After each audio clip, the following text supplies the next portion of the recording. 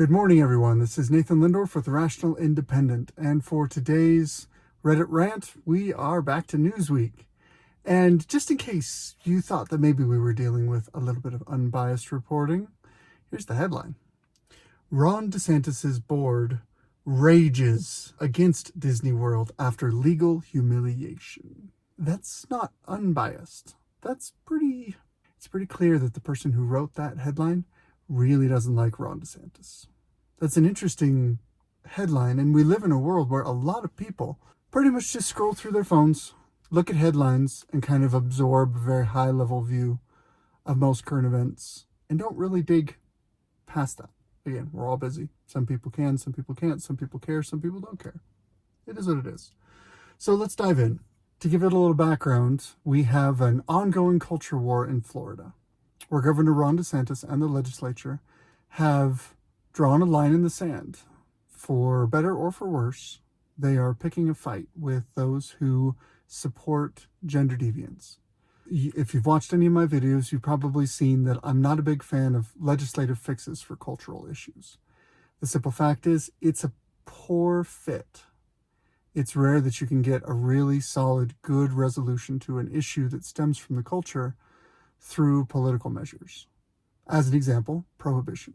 Prohibition failed because culturally people wanted to drink, and you cannot change that culture through a top-down law, just banning it and saying, well, you're not allowed to anymore. It ultimately failed at great expense. Back to this, we have a right-friendly Republican governor and legislature in Florida. It's one of the reddest states in the country right now. And they're trying to engage with some of the dangerous efforts, and I say dangerous for a reason, of the lobby that supports gender deviance. I say dangerous because there are people who are trying to sexualize children, trying to assault children, trying to harm children, trying to change a child's whole life and their family's life for their own political agenda. And they're lying about it. It's not okay. What kicked all this off is Ron DeSantis, Governor DeSantis, trying to be respectful and use titles. Governor DeSantis signed a bill that is pejoratively called the Don't Say Gay bill. It's a dumb name, but it seems to be, by those who are pushing the narrative, and Newsweek is good at that is the name that is used. They almost never use the proper name for this legislation. Take that for what you will.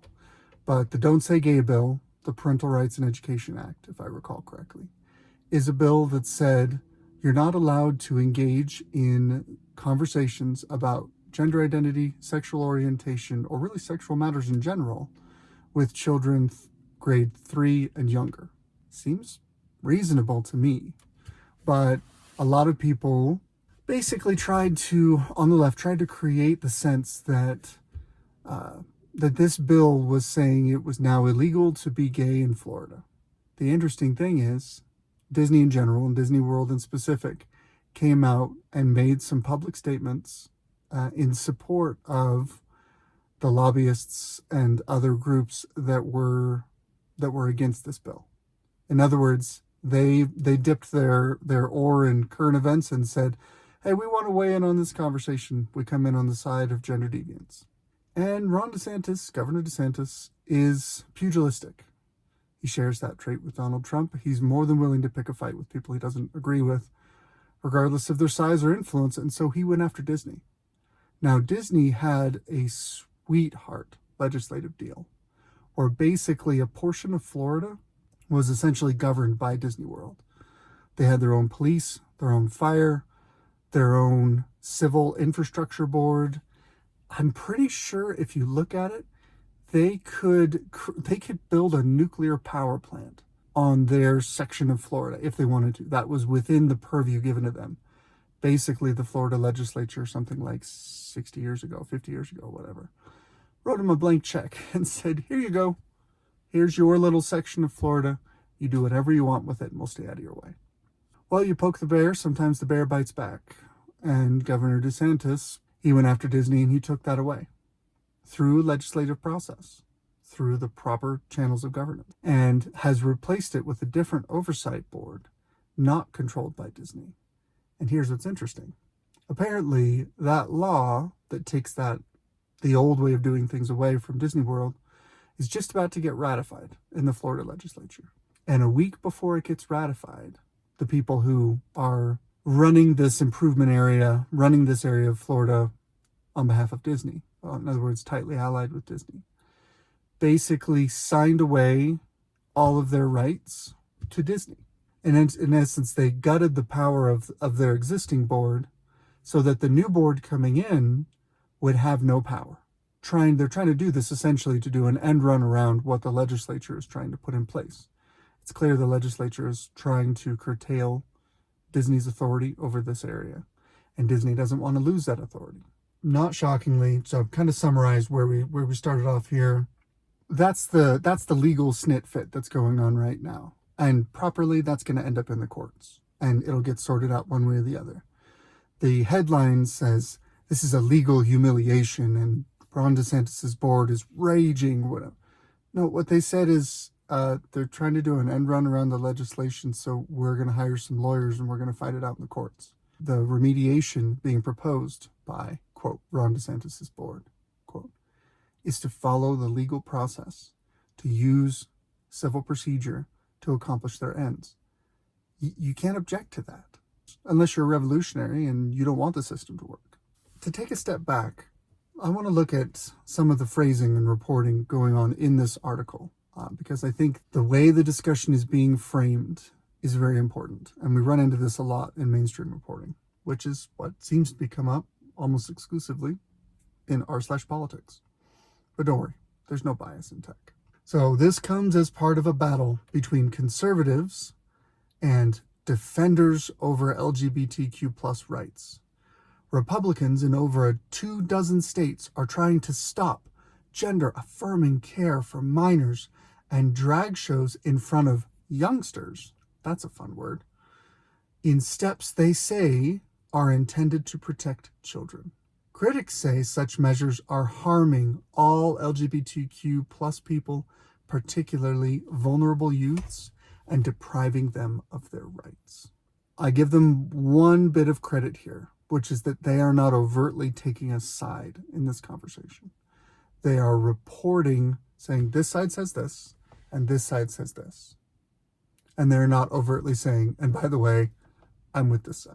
But if you look at how this is put, we talked a little bit about titles yesterday and the way when you frame people in a conversation as your report, it raises some and lowers others. So how do they describe this battle, the two sides? On one side is conservatives, and the other, defenders over LGBTQ plus rights. In America, the conversation about personal rights, civil liberties, those are powerful symbolic language. That is language that resonates with the American public when you talk about right. And America sees itself as a defender of rights. This is a way of phrasing it to say, you got these other guys, but look at these righteous defenders of these rights. Well, I like rights. I like people who defend other people's rights. They must be the good guys. Then it says Republicans in over 24 states. We have this broad concerted effort by all these evil Republicans are trying to stop. There's a handful of phrases that give your allegiance away. These are phrases agreed upon in a narrative. Those who are proponents of the leftist narrative will universally use identical language because they know it's a drumbeat in the culture. And many people will just hear the beat of the drum and will shift that direction because they're not consciously thinking about it. One of those is equity. That's a key word to watch out for. Another one, when it comes to here, what we're talking about when they use this label is a medical procedure by which you make irreversible changes to a young person's body to affect their sexual function for the rest of their life. And the child, which is not old enough to consent to voluntary sex because statutory rape, they're not allowed to make that decision when it comes to voluntarily engaging in sexual activity, which, while not appropriate, is far less harmful than a permanent change to their body's function. Parents can't give their kids consent to do this. A parent can't say, sure, go have sex, son. You can, statutory rape. It's a problem. I realize there's some nuance there, but we're just going to stick with that for now. That's what we're talking about here. The way it's described by the left, proponents of the narrative. These Republicans are trying to stop gender-affirming care for minors. Well, gosh, I like affirmation. And gender, well, I think that's a fairly safe term. Perfect. Okay. And minors. Okay, I understand.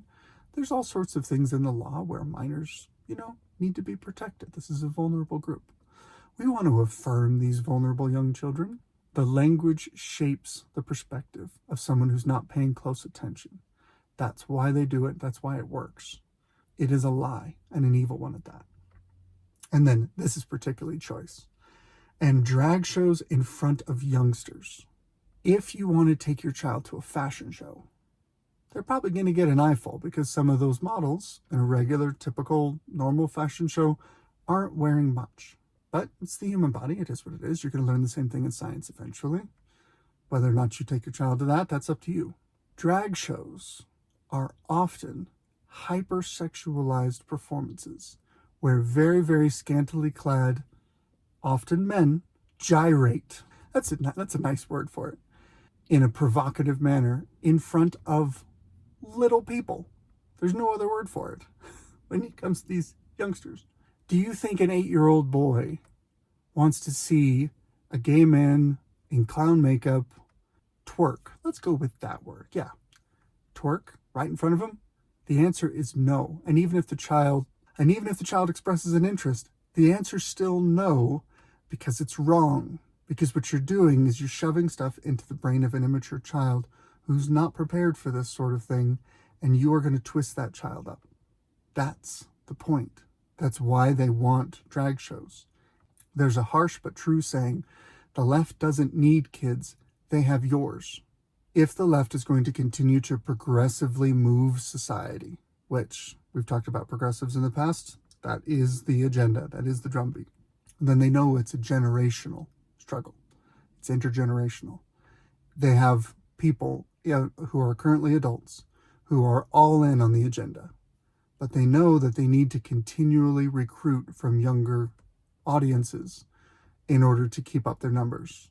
A lot of very leftist people have very few children. A lot of very leftist people have more abortions than children. If you look at transgenderism, you're talking about people who are voluntarily sterilizing themselves, so they're not having children.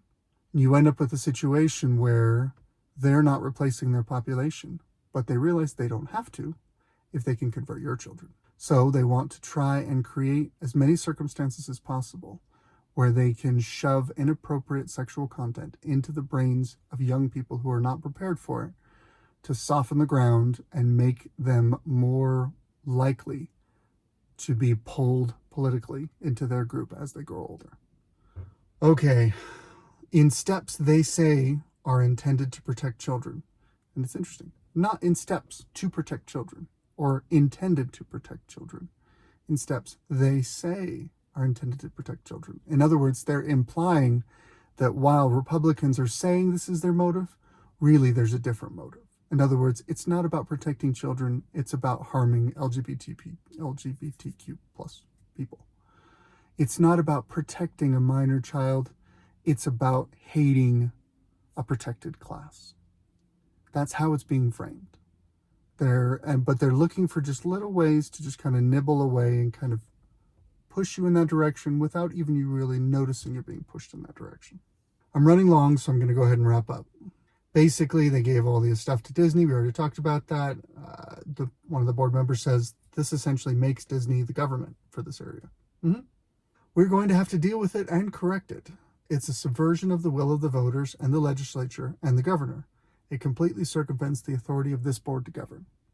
That's a statement from one of the new board members instated by Governor Desantis. That seems reasonable to me. I don't see the rage promised in the headline. I don't see the humiliation. It's fairly likely that Disney's going to lose this in court. It'll get reversed, and the will of the legislature and Ron DeSantis will proceed as intended. That's a likely outcome. The headline is, well, let's just call it clickbait to be nice. Now, I wanted to point out something because this was interesting. I'm not a lawyer, but I thought this was interesting.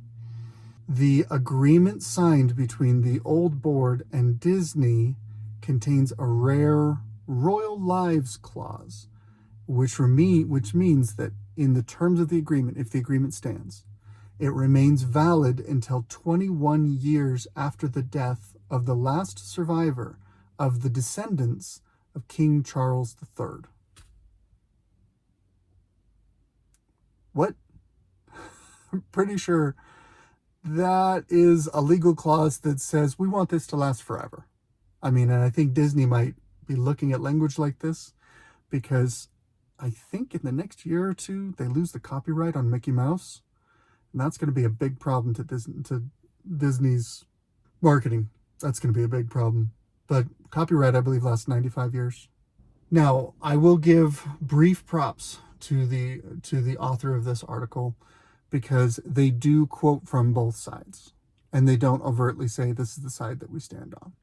It's that kind of apparent centrism that makes mainstream media as effective as it is. But if you look at the reporting tricks and the language chosen and the way that it's presented, and you look at the fact that the headline that I read you does not match the facts, they're banking on a big portion of the people who encounter this article just reading the headline. Then they're banking on those that read the headline are going to embrace some of the framing and language that they use to describe this situation. It's insidious, but it works, and that's why they do it. So that's today's Reddit Rants. Hope you enjoyed it. Good luck out there.